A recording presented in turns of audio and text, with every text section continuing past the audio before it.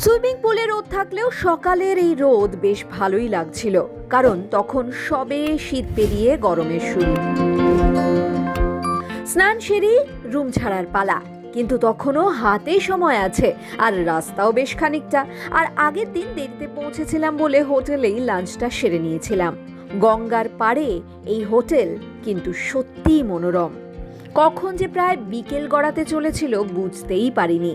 ভাবছেন এটা আবার কেমন ভ্যাকেশন, কিন্তু ওই যে গঙ্গার ধারে সময় কাটানো, বই পড়া, গান শোনা, নিজেকে ভালোবাসাটা খুব জরুরি, তাই সময় দেওয়াটা দরকারি। তারপর বিকেল হতেই একটু একটু করে ফেরার পালা।